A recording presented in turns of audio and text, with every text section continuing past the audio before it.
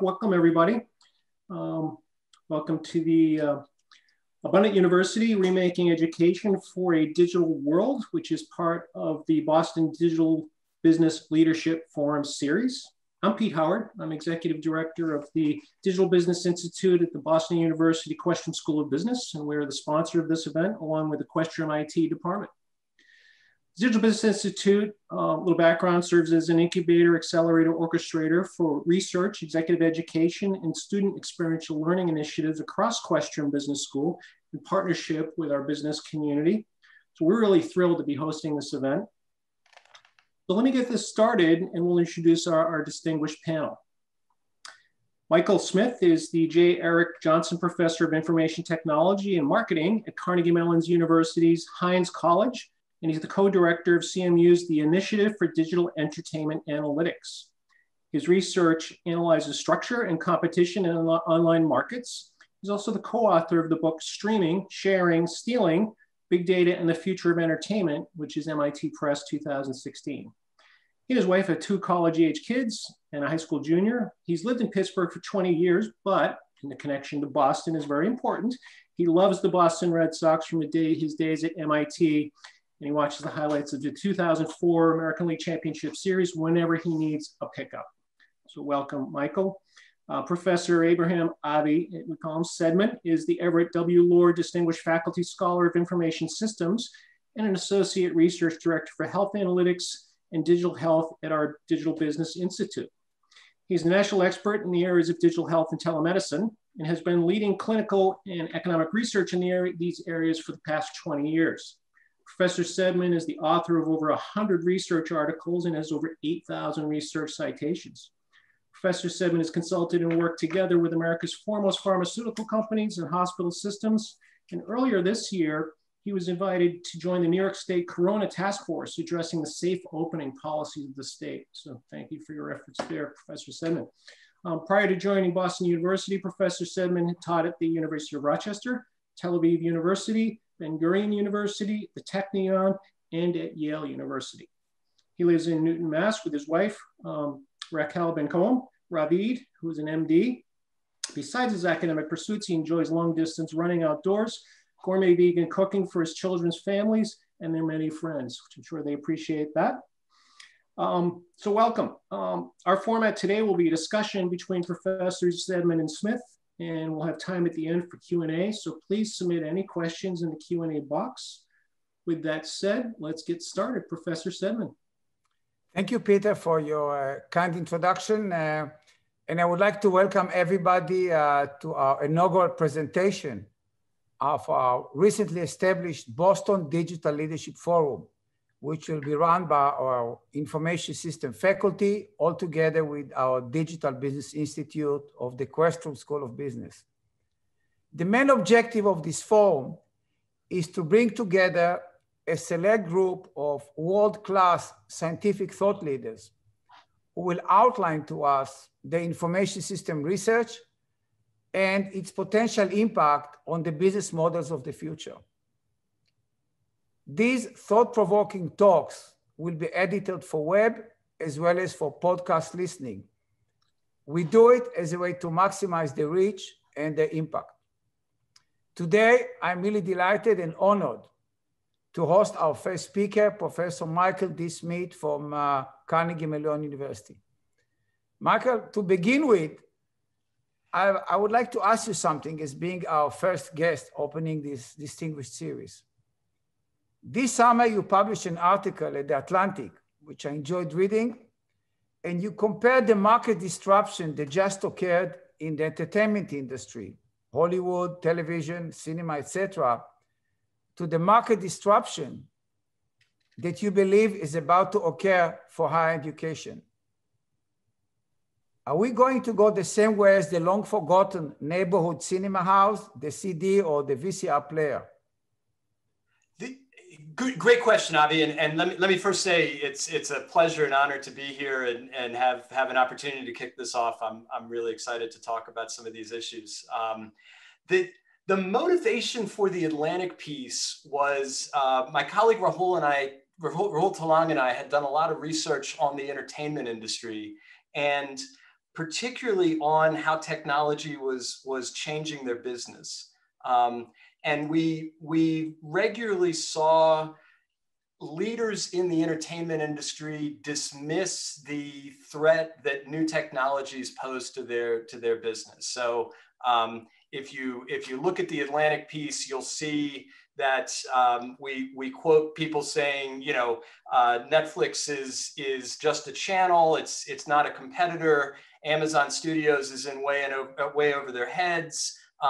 My very favorite is Chase Carey, who was then the chief operating officer of 21st Century Fox, at a press junket was asked about whether he was worried about cord cutting.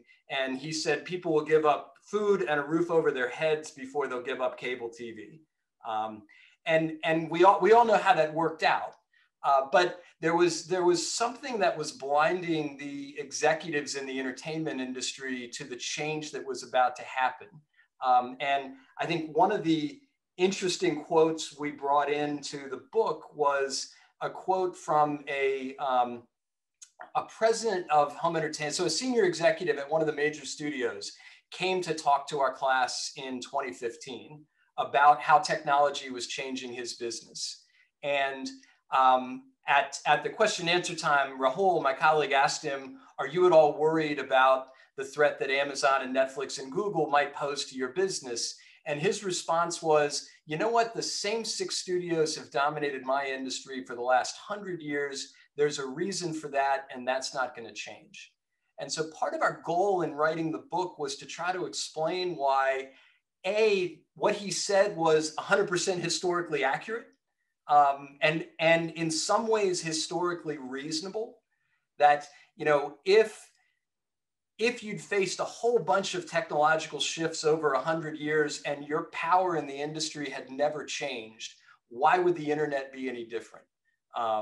And one of the argument we made in the book is part of the reason the studios were powerful is they controlled the scarce resources you needed to create content, and they controlled the scarce resources you needed to distribute content.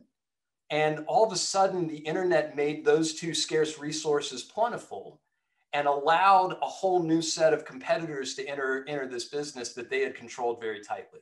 So that was the logic. What I started to get concerned about is that I felt like we in higher education in 2020 look a lot like the entertainment industry did in 2015. Technology's changing a lot of things, but we've created a whole bunch of, and I hope I won't offend anybody here, a whole bunch of quaint stories about why our business isn't going to change, why our business isn't threatened in the way that so many other industries have been threatened by digital technology. And so what I got interested in was trying to understand, you know, it feels like our business is under threat, and yet so many people are saying that it's not under threat.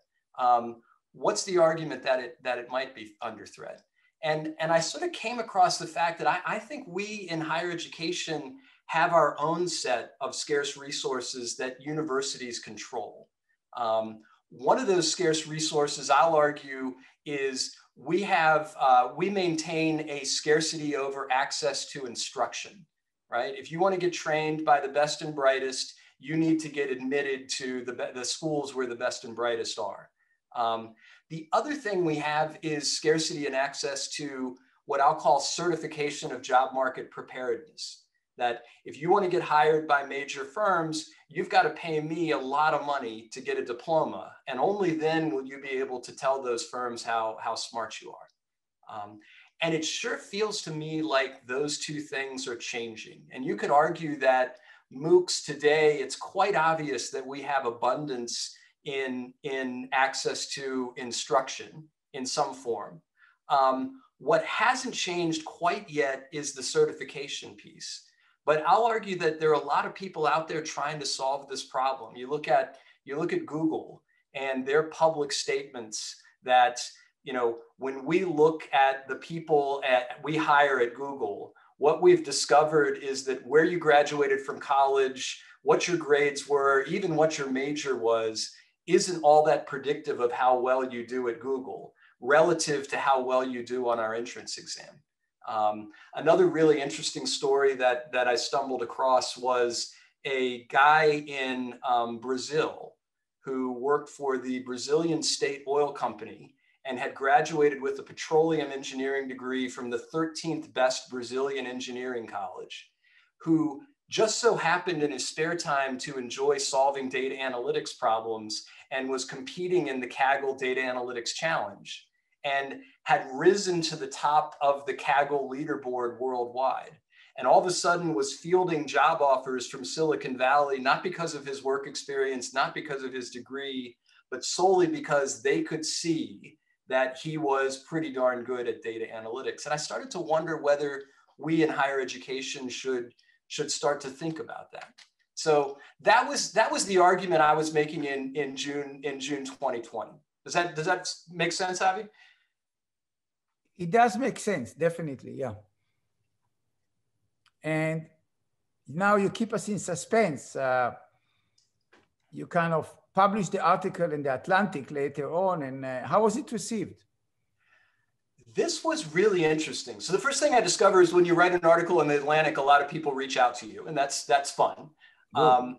And so I got to talk to a lot of people about the article, and there were two very different responses, right?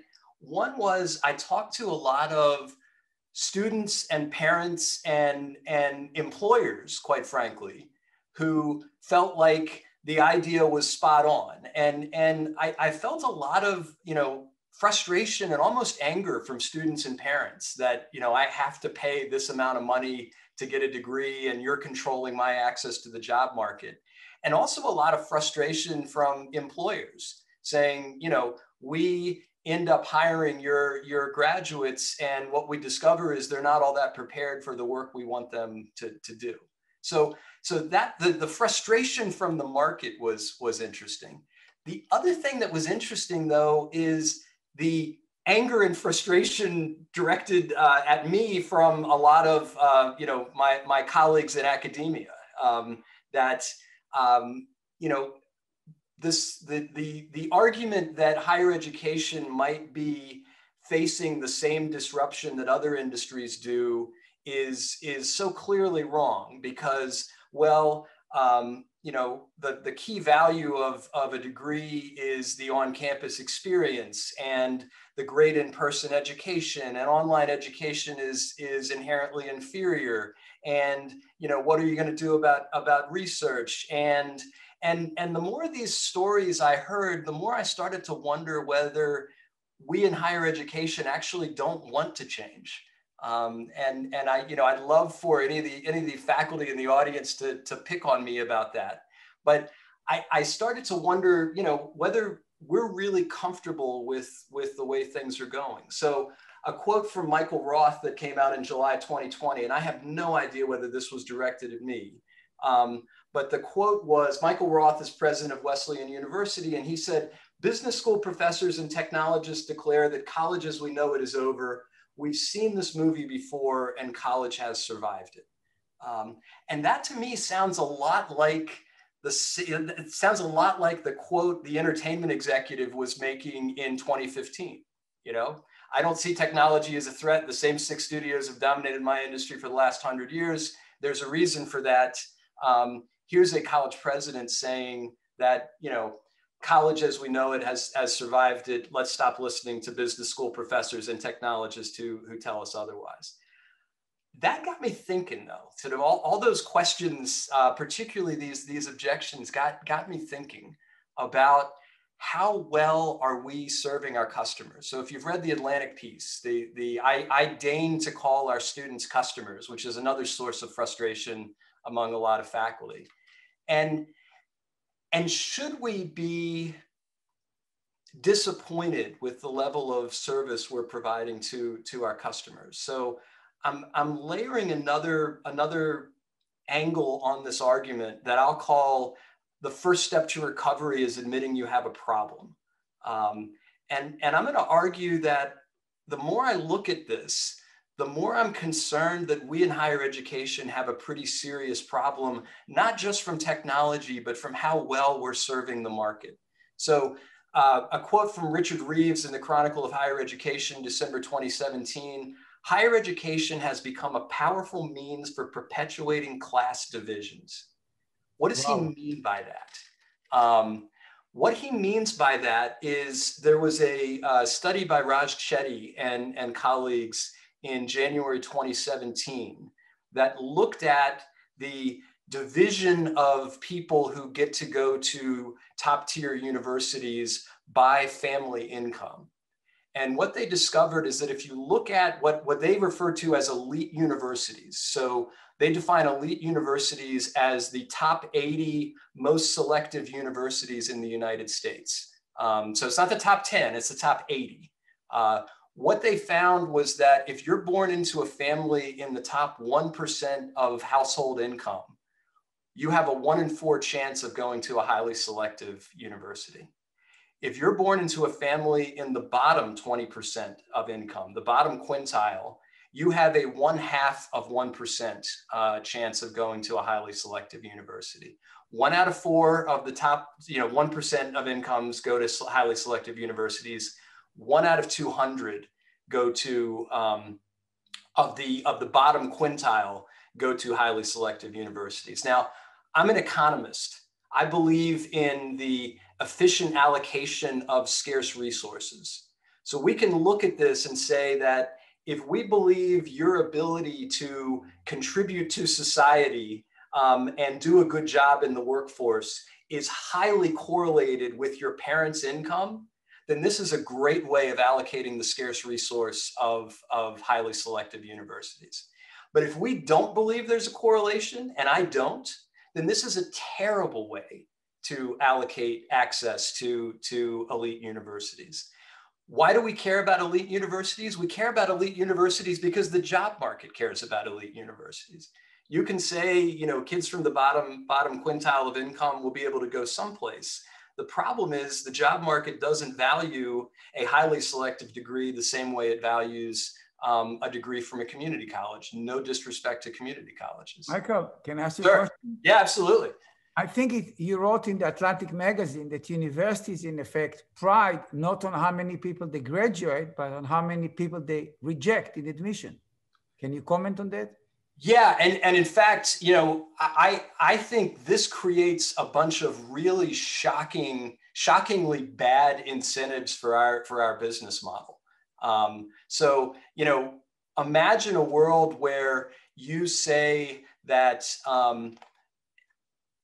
selectivity of a university is a key measure of its success. Imagine another business that would say, hey, isn't it great, of the 100 people who could have benefited from my service yesterday, I was only able to serve 10 of them. That's the world we live in. The part of the reason that this creates really bad incentives is that there's only 2 ways to increase the selectivity ratio, right? One is decrease the numerator. The other is increase the denominator. So I have a friend I know whose son was applying to college, and his son was getting almost weekly advertisements from the University of Chicago to we'll waive the application fee. We really want you to come to Chicago. We think you'd be great. And the father looked at the son's grades and test scores and compared them to the University of Chicago's averages and said, my son has no chance getting into Chicago. Why is Chicago recruiting him so heavily? And about a week later, he told me that the Wall Street Journal came out with an article titled "For Sale: SAT Takers' Names and College Names." For sale: SAT takers' names. Colleges buy student data to boost exclusivity, and they create a fairly compelling argument that elite schools, including the University of Chicago, were buying data from the College Board and targeting students who they knew weren't going to be admitted just so they could increase their selectivity ratio or decrease their selectivity ratio. That's not good, friends. We shouldn't be happy about that sort of an outcome. Did that answer your question, Avi? That's spot on, and that Can you compare in general the value chain of our higher education industry with other industry? Does it tell us anything? Well, so some of the concerns I heard back on the questions were that you can't really compare the value chain of higher education to the value chain of other industries. We're unique and special. And there's some truth to that. And I would argue that if you stare at that for a second, we should actually expect more of ourselves than industries in terms of driving equity. So one of the quotes I came across was James Tunslow Adams from his book, The Epic of America, defines the American dream as a dream of a social order in which each man and each woman shall be able to attain the fullest stature of which they're innately incapable and be recognized by others for what they are, regardless of the fortuitous circumstances of birth or position. Another famous quote by Horace Mann argues that higher education, or education in general, and I would argue specifically higher education, is a key way of fulfilling that American dream. So his quote is, "Education then beyond all other divides of human origin is the great equalizer of the conditions of men and parenthetically women, the balance wheel of the social machinery. And if this education should be universal and complete, it would do more than all things else to obliterate factious distinctions in society." I honestly don't think we're doing a good job of making higher education universal and complete as it pertains to both the education and the credentials. I have a question to you, Mike. It's yes. From one of our participants, Chris Prago. Clay Christensen, our late good friend, and Scott Galloway wrote about higher education disruption. And how is your perspective different than theirs? My perspective is different than theirs because, number one, I would like for us to get back to our mission. I think we in higher education shouldn't be comfortable in the same sense that a typical profit-driven corporation is with, hey, the money keeps flowing in, I'm keeping close to my customer, the business should be just fine. I think we actually should proactively go out and disrupt our own market before we're disrupted. And the way I think we can do that is by getting back to our core mission. Can I talk a little bit more about, before I get to that piece though, can I talk a little bit more about the profit? You know, like I think what I think is the problems with the profit motive that we have in higher education today? Please. Yeah, so again, well known that we've seen a huge increase in tuition, well known that we've seen almost a tripling in student loan debt over the last 15 years. What I think is very interesting is there was an article published in the New York Times Magazine titled, "What College Admission Offices Really Want." And the subtitle was, "Elite schools say they're looking for academic excellence and diversity, but their thirst for tuition revenue means that wealth trumps all."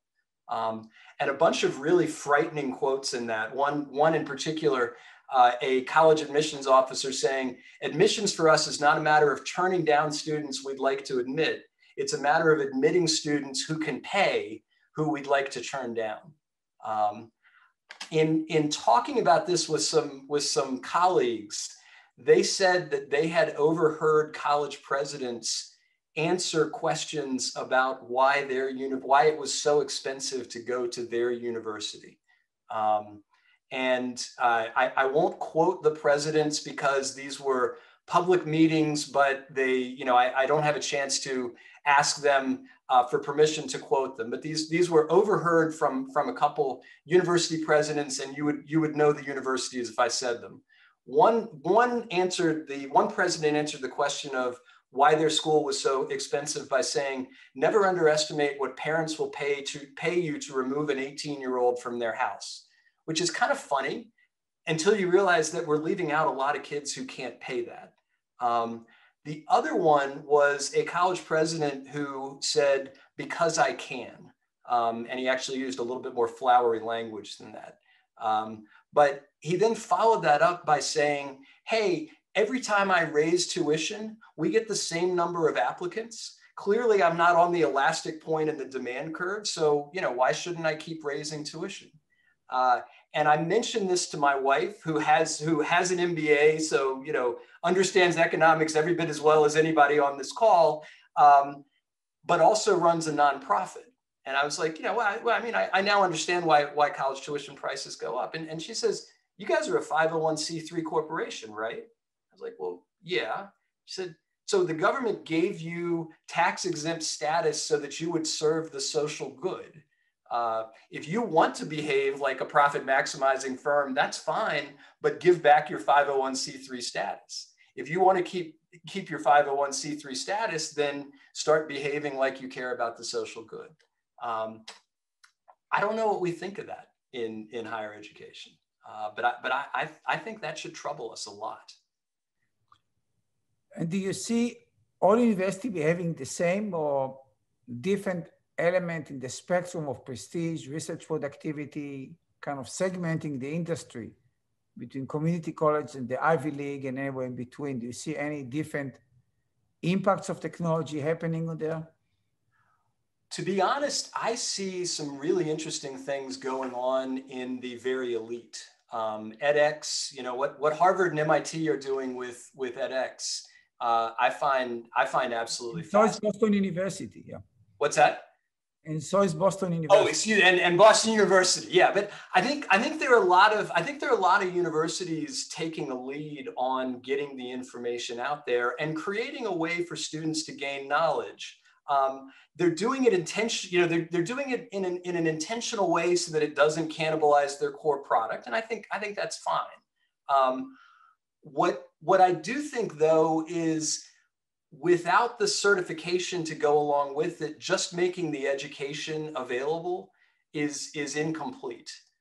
So what good is it going to do a kid to get information and the knowledge if they can't then communicate their mastery over this subject to the marketplace? And I would love to see us in higher education get serious about creating a new way for students to certify their knowledge that didn't involve $250,000 and 4 years of the student's time. The other thing, quite frankly, I think is kind of frightening about college admissions and sort of getting back to the notion of rankings is our reliance on standardized test scores. It's quite stunning to me how much we rely on standardized test scores to sort applicants, and how little standardized tests actually play a role in your ability to succeed in the workforce. The other thing that's troubling to me is, if you look at standardized test scores, what they consistently show is that Asian students and white students do much better than Hispanic students and Black students on standardized test scores. The SAT, for example, which when I was growing up was the Scholastic Aptitude Test. Aptitude, defined by Merriam-Webster, is a natural ability to do something. Again, if we believe that some races just have a natural scholastic aptitude that is better on average than other races, then maybe the SAT is doing just fine. If we don't believe that's true, though, we should really question these numbers. And again, we don't, as a society, believe that's true for good reason. Now, the SAT, I think under pressure in part for this rhetorical problem with their test, in '94 changed the name of the Scholastic Aptitude Test to be the Scholastic Assessment Test. And then in '97 changed their name to be just a registered trademark acronym. And in the public announcement of that change said the acronym doesn't stand for anything. The problem is we're still using it as if it is a test of a student's inherent aptitude. We've changed the name, but our use of the test hasn't changed at all. That should be troubling to us. And quite honestly, if you go back to that New York Times Magazine article that I mentioned earlier, one of the quotes from that article was, "It's hard to feel good about choosing an academically undeserving rich kid over a striving and ambitious poor kid with better high school grades. But if the rich student you're admitting has a higher SAT score than the poor student you're rejecting, you can tell yourself that your decision was based on quote unquote college readiness rather than ability to pay." Another quote from the executive director of Fair Test says that colleges and universities that returned acquiring the SAT results after the pandemic will be consciously choosing to rely on tools that they know will reinforce discrimination against most students from historically disenfranchised groups that continue to be denied equal opportunity education. That we can't be comfortable with that. Does that make sense, Avi? Yeah. Have I offended anyone yet? You're not comfortable. The challenge you have, and I spent some years in overseeing admission committees, is on one hand, you want to look somewhat subjective. So you don't bind into pressure of VIPs calling you saying, you know, my son-in-law is this and that, you know, and the like, okay? It's also some legal implication. Universities have much more role than just education or dissemination of data. And on the social aspect, you know, the issue, on one hand, you want to equalize society on many dimensions to help with underrepresented segments of the population. On the other hand, there's another facet that you see rarely these days. Students today study differently than students 10, 15 years ago. The way they study, the knowledge is different. Everything we teach, more or less, is on Wikipedia. So what is our role as professors? And the other thing is they expect a lot more. When we were students, there were no yoga classes on campus and there were no vegan kitchen. Today they expect like sushi for lunch, et cetera, and there's a lot more psychological help given to students. They're more fragile because life is different. There's a lot more pressure. The rate of change is increasing. If you look at medicine, the knowledge doubles every 80 days. Yep. Less than 3 months. So what is exactly our role when things we teach get outdated very quickly? So what do you see in your research on those aspects? I think our role ought to be, so let me go back to, let me jump to that, right? So this was the question you asked me earlier, is what can universities do to respond to this threat? And I would go back to what I saw in the entertainment industry. So I think the entertainment industry, when they saw technology, they rightly saw it as a threat to their business model. So they rightly said, the more people can buy DVDs online, the less they're likely, the more people can get movies online, the less likely they are to buy my DVDs. The more entertainment that's available, the less likely people are to go to the theaters. This is a threat to my business model. And that's where I think they entered this phase of telling themselves convenient stories that nothing was going to change because they knew that their business model was under intense threat. At some point, I felt like the entertainment industry made this shift. I remember vividly one conversation with a creator at one of the studios where he was saying that a show that he had been a big part of that was made by his studio had been sold to Netflix. And he was saying that the season of the show that Netflix just made was in every way superior to what his studio was doing. It was better storytelling, it was better cinemagraphically, and he was really quite shocked by the amount of quality that this new upstart was able to put into their creative content. And I really feel like the entertainment industry made this pivot from trying to protect their business model to acknowledging that technology was actually allowing new firms to do a better job of creating content and do a better job of getting that content in front of exactly the right customers. And when they looked at that, they said, that's our business model, right? Our mission, our business model's under threat, but our mission is actually to create great content and get that content in front of an audience. And I think that pivot was what allowed companies like Disney and Warner Brothers to blow up their business structure and their business model to enter into streaming platforms like Disney Plus and HBO Max. If you look at the music industry, which I love, I always think about Rosen's famous paper, The Economy of the Superstars. Mm-hmm. It used to be that every small town had an orchestra because there were no FM radio. If you wanted to really listen to good music, the vinyl record that we all kind of have nostalgia from were not of good quality, and the needles will kind of break apart. And you really go to live concert. Now you can get high quality even in your car while driving. Yep. So if there's a lot of what you wrote in the book, streaming and stealing, how do musicians make a living today? And is any lesson we can learn for us as university? Are universities going to go away? And if I'm university president, what should I be doing in the next 10 years?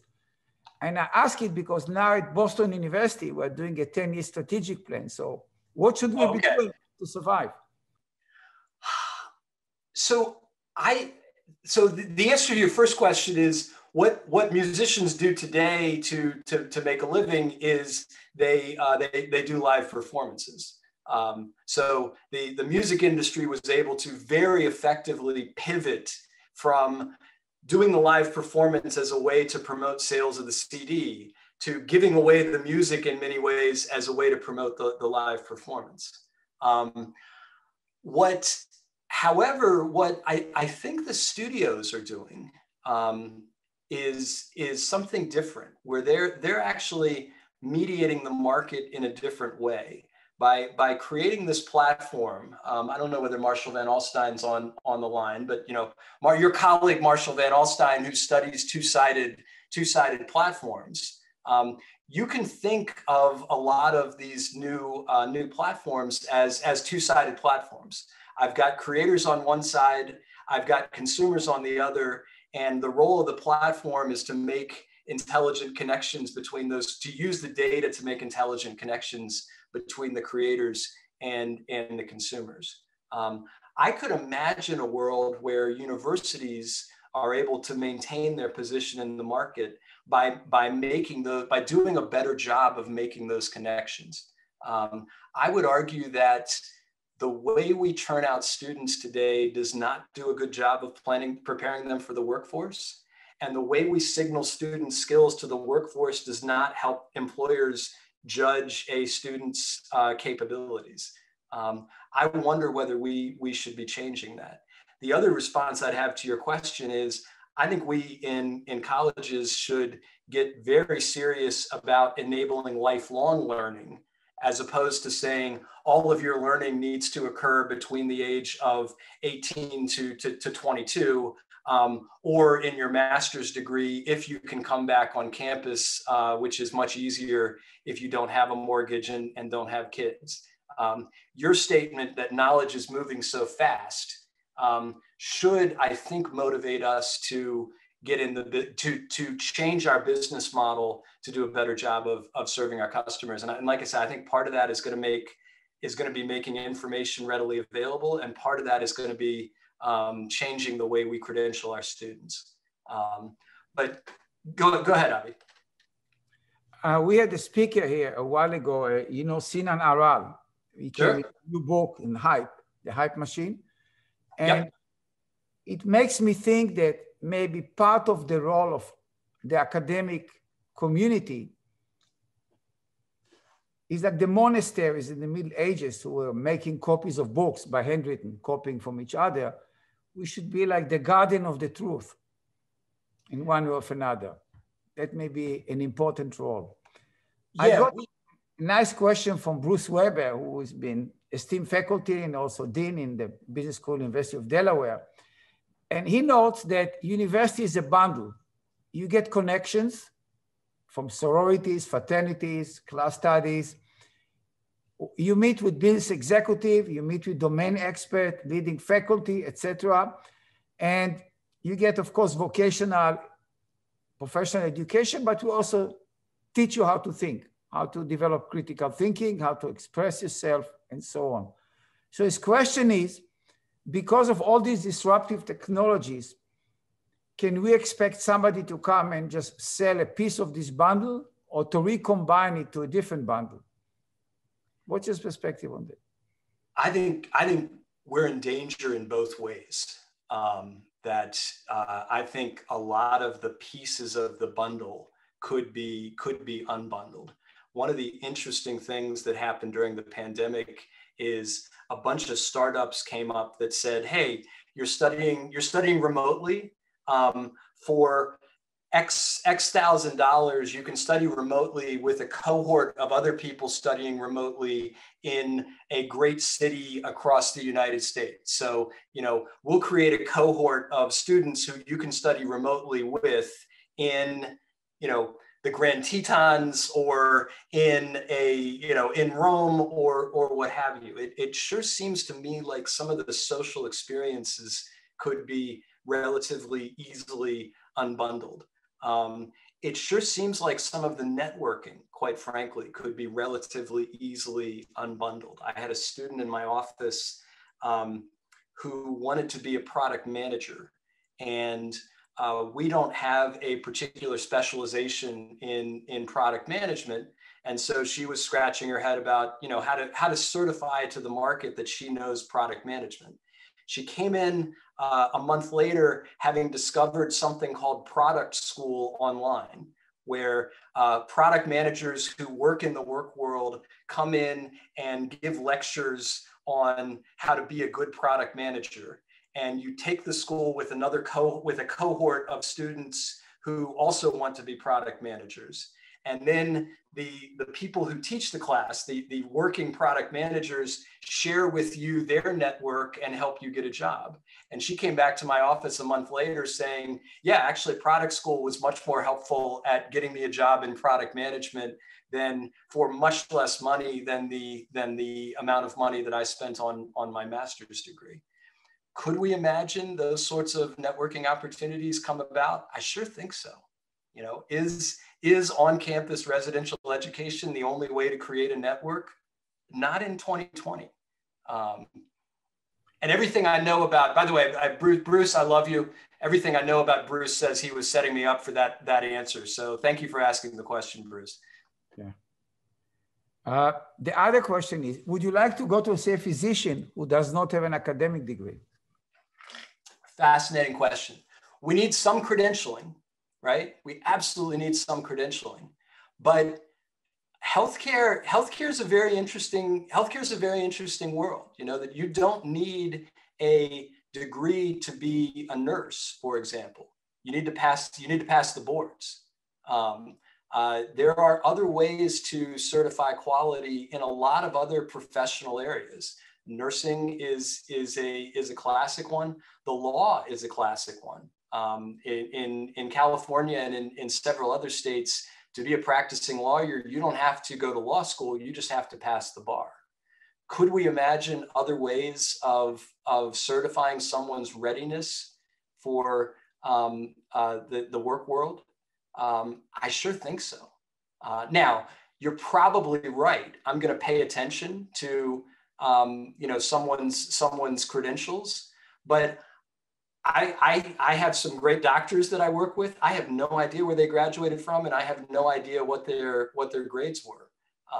I do know they're board certified, but I really don't know much about their resume. But if you have to go to see somebody out of town, and I do a lot of research on telemedicine, you rely a lot more on paperwork, Yelp, whatever, kind of to figure out who am I going to see and what's the downside.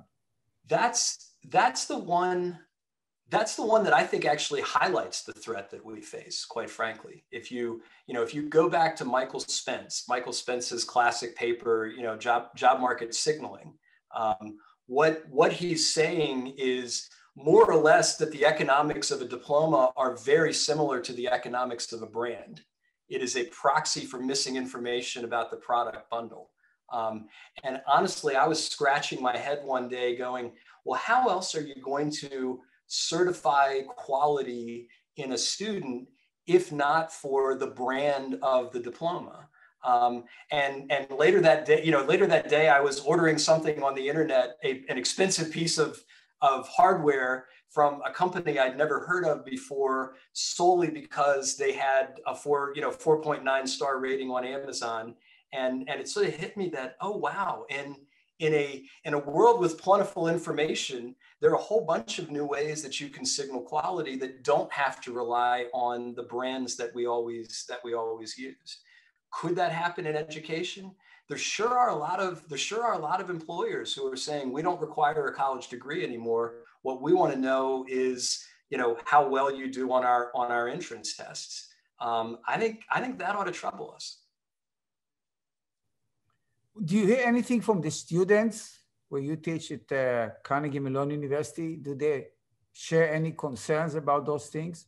I've been running this as a case for the past 4 years. Will technology disrupt higher education in the same way that it's disrupted the other industries we studied this semester?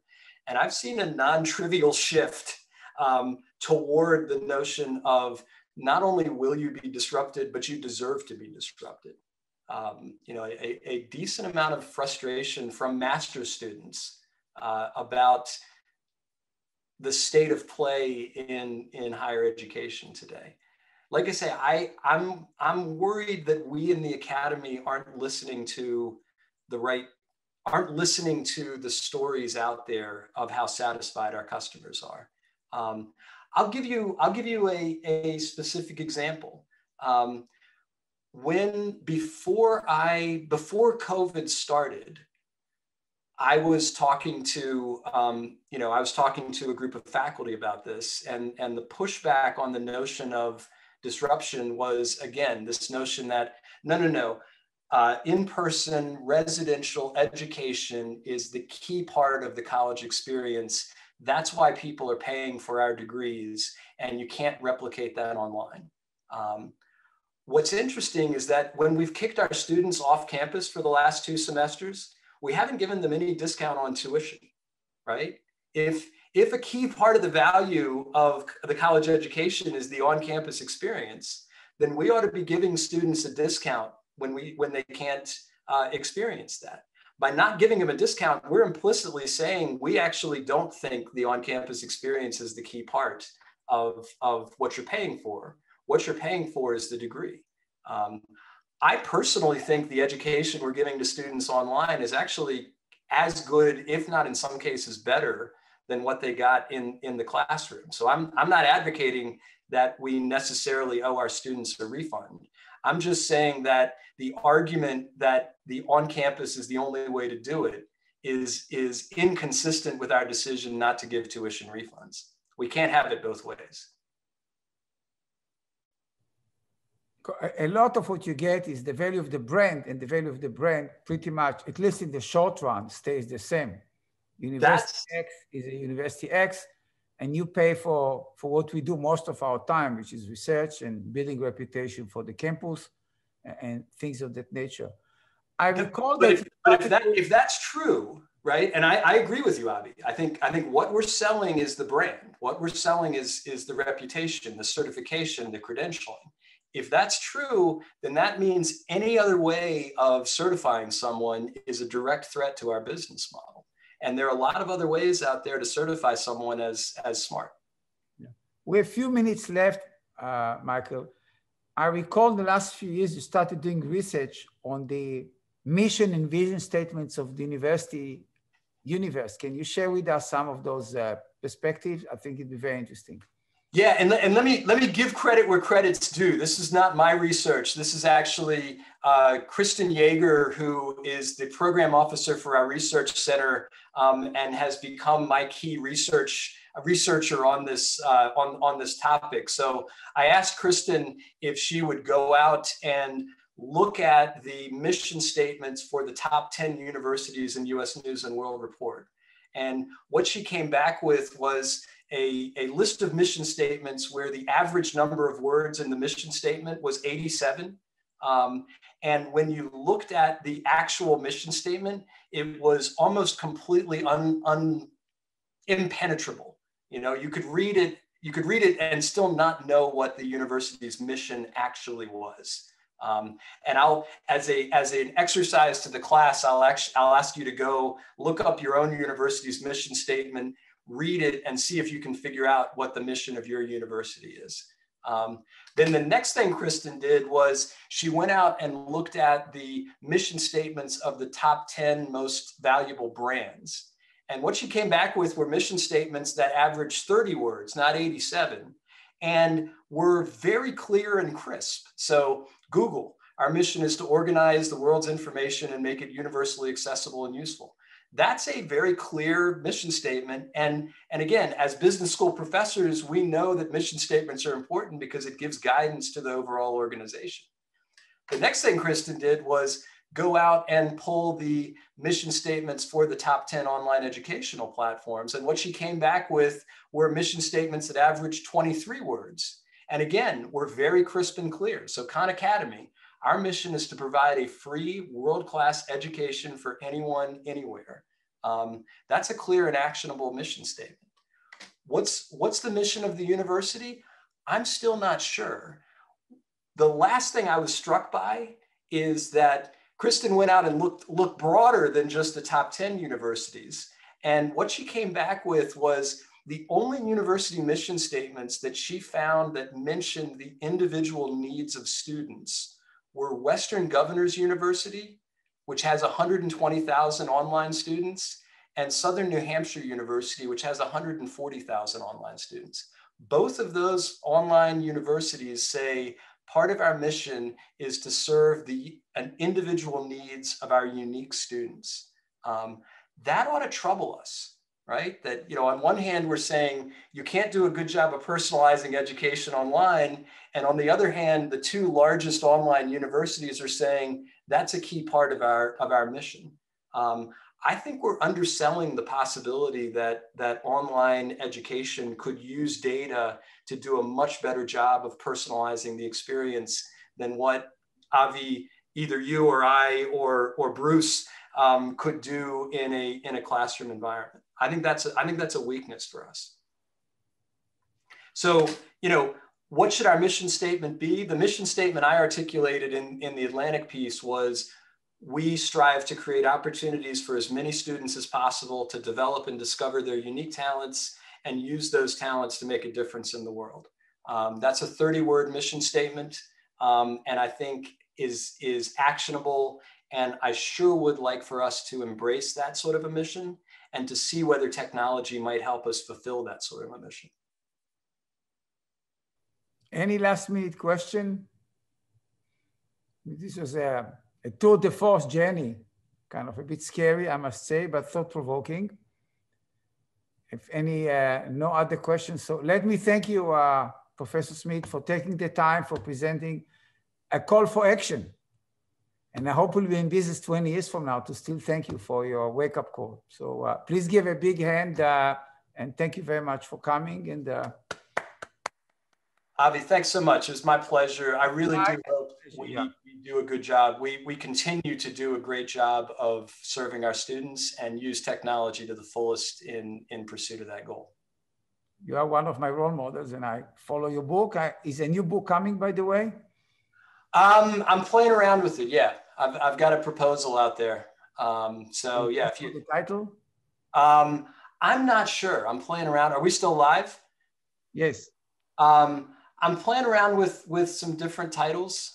I'm trying to stay away from the death of the university genre, just because I really would like I think this is an opportunity for universities to succeed, to embrace our mission and do a better job of fulfilling that mission.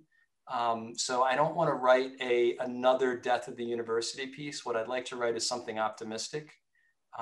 Yeah, my experience has been that in institutions which are known for profit, like churches, hospitals, universities, tend to last centuries far, far longer than for-profit organizations.